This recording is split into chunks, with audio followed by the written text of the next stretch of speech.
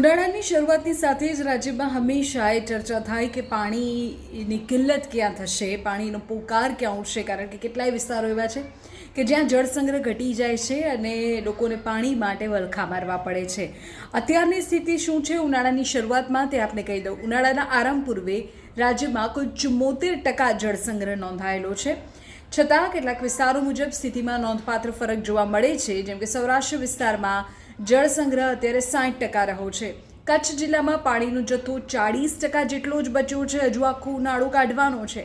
રાજ્યભરમાં કુલ 6,63,000થી વધુ MCFT પાણીનો જથ્થો ઉપલબ્ધ છે, જે ગત વર્ષની સરખામણીએ અંદાજે 38,000 MCFT વધુ છે. તે રાહતની વાત છે. આવનારા ઉનાળામાં રાજ્યના કુલ 207 જળાશયો પર જ પાણીની જરૂરિયાત માટે નિર્ભર રહેવું પડશે. જો પાણીનું યોગ્ય અને સુવ્યવસ્થિત વિતરણ નહીં કરવામાં આવે તો કેટલાક વિસ્તારોમાં પાણીની અછત ઊભી થાય તેવી શક્યતાને પણ નકારી ન શકાય.